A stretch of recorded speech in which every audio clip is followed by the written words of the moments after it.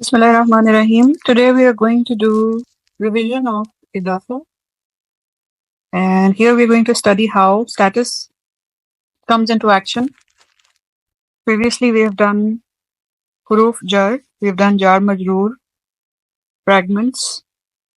Now we are moving towards sentences. So first we will learn a very important aspect of the sentences, which is possession. And possession is shown with the help of mudaf mudaf ilayh that we are going to study now. It's called Idafa. So, what is Idafa? Idafa is a construction that indicates possession or belonging. In English, belonging can be expressed using the word of. For example, the Book of Allah expresses possession and would be considered an Idafa in the Arabic language.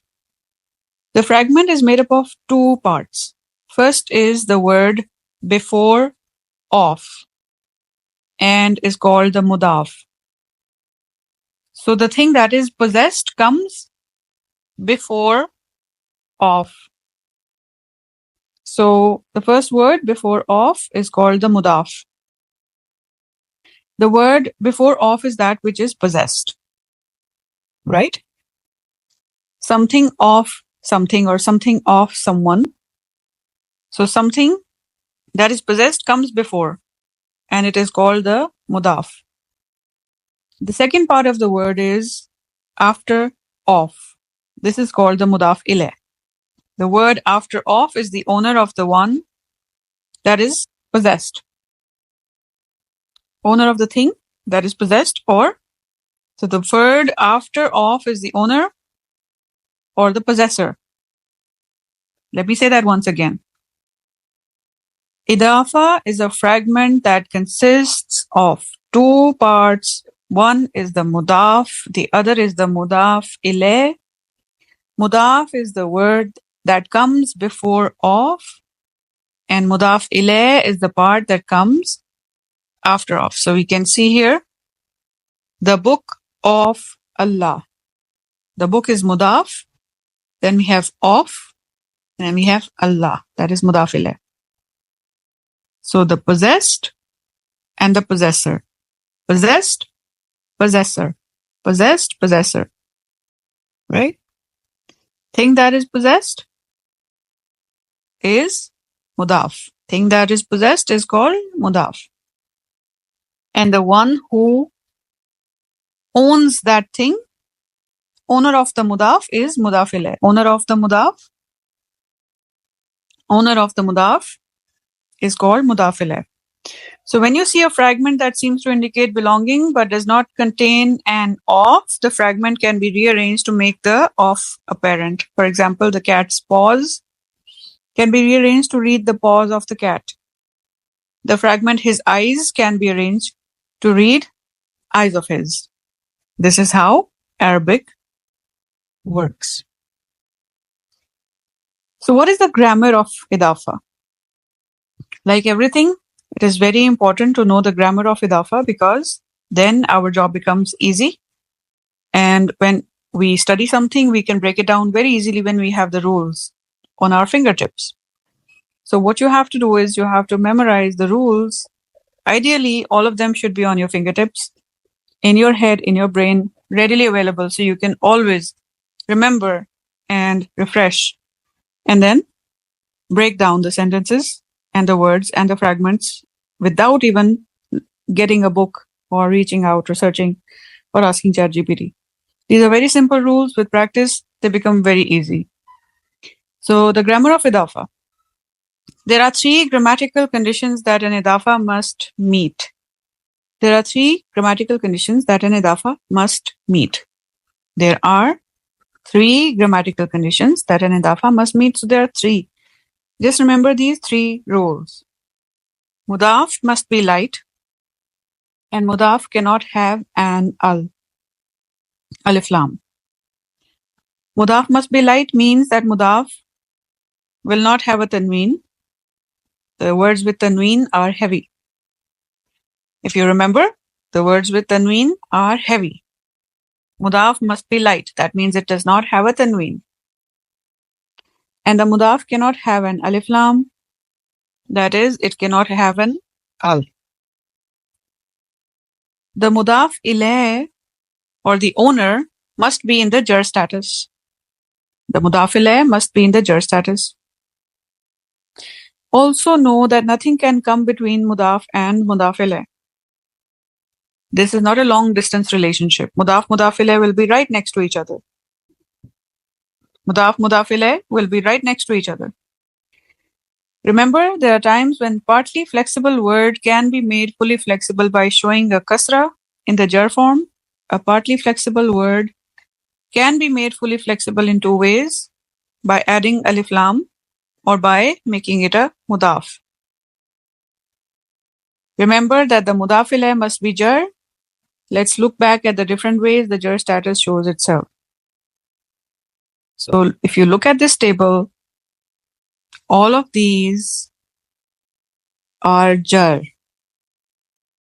All of these words in this table, some of them have ending sounds, some of them have ending combinations, and the attached pronouns, even if they look like this is a jar status because this is an attached pronoun.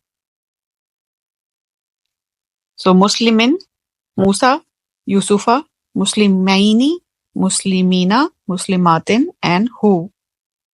You have to familiarize yourself with the jar status like this. This is all how a jar can look like this. Muslimin, a jar can look like Musa, Yusufa, Muslimaini, Muslimina, and Muslimatin. And in case of attached pronoun, it can even look like this with a dhamma.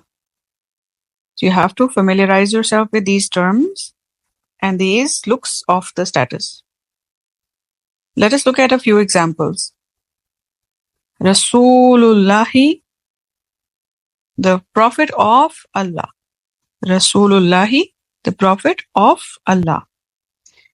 As you can see, the possessor or the owner has the jar status and comes after of. The one that is possessed or belongs comes before. So the owner comes after with a jar status. The thing that is possessed or the person that is belonging comes before. وَجُنُودُ إِبْلِيسَ. Junudu Iblisa. Junudu, soldiers of Iblis. Iblis owns some soldiers that are coming as mudaf. Junudu Iblisa. Then we have Qawmu Musa. Qawmu Musa. Musa is the owner. Qawm is the possessed thing. The people of Musa. Qawmu Musa. Then we have Rabbana. Rabbana, our master. And here the attached pronoun is na, is representing nahnu, and is in the jar status. So note that a pronoun attached to an ism always makes an idafa and will be in the jar status. Muslimu Makkata, the Muslims of Makkah. Muslimu Makkata, Muslims of Makkah. In all of these, note that the mudaf is light. The mudaf is light. The mudaf does not have alif lam. Here, it cannot be al-Qawmu Musa. We cannot have alif lam on the mudaf. Here, it cannot be wal junudu iblisa. We will not have alif lam. Here, we will not have a Rasulullahi. So, we cannot have alif lam. Light no alif lam. Light no alif lam. We have to make note of that. And here, Musa is in the jar status. Here, na is in the jar status. Here, Makkata is in the jar status. Because it's a partly flexible word and we have done fully flexible and partly flexible before. So, there are very few reasons to make something light. If you see an ism that is light with no alif lam, followed directly by another ism, chances are it is an idafa.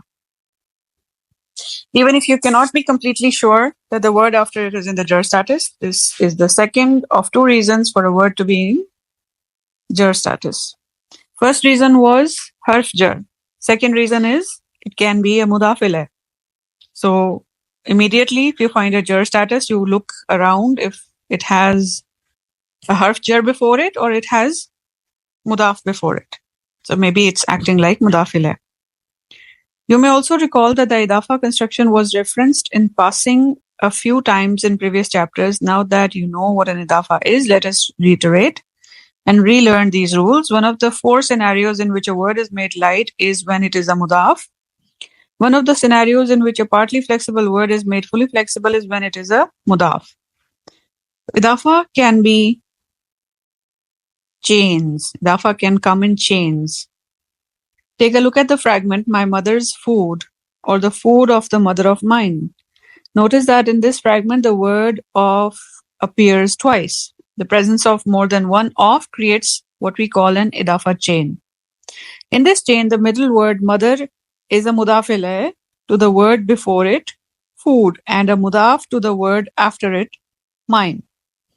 In a chain, any word that appears between two other words serves as a mudaf ilayh to the word before it and a mudaf to the word after it. Let's see. Maliki Yawmiddini. Maliki Yawmiddini. Master of the day of judgment. Amri Rabbi He. Amri Rabbi He. So Rabbi is acting as the mudaf ilayh of Amri and He is acting as the mudaf ilayh of Rabbi. Zikru Rahmati Rabbika. Zikru Rahmati Rabbika. Mention of mercy of your master or master of yours. So Zikru Rahmati. Rahmati is the mudaf ilayh of Zikru. Rabbi is mudaf ilayh of Rahmati and Ka is the mudaf ilayh of Rabbi. So we can have idafa chains. When determining whether something is an idafa or not, put it in a 3-question test. Is the first word light? Does the first word have no alif lam? Is the second word majroor? If the answer to all 3 of these questions is yes, it is an idafa, otherwise it is not. Remember that the mudaf can be in any status. Remember that partly flexible words take a fatha in the jar status. Remember that non-flexible words cannot show their jar. If the first word looks like a mudaf, assume that the non-flexible word that follows it is a mudaf ilayh. Here is a drill that you can try on your own. And here is a list of special mudaf words. They have to be memorized. Special mudaf, it's a handful of words in Arabic that always appear as mudaf, but they do not necessarily create the meaning of belonging or possession. The words above remain mansoob unless preceded by a harf jar. The Arabic term for these special mudaf is zarf. Note that ladun is always preceded by a min. The min is a harf jar. Together, min ladun, they make a zarf. So, fawqa, tahta, qabla, bada, duna, amama, khalfa, qaddama, wara'a, lada, baina, hawla, inda, ma'a, min ladun. And in the second table, we have kullu, ghairu, ayyu, nafsu, badun, mislu. The above special mudaf do not denote time or place and can appear in any status. So this is it for today's revision session. Inshallah, we'll do the next revision of Asma al-Khamsa and then we will, from the bottom, we'll continue. From the other end, we'll continue with the advanced revision. Inshallah. And these sessions will be regular and inshallah we'll be doing them every day. Barakallahu feekum. Assalamu alaikum wa rahmatullahi wa barakatuh.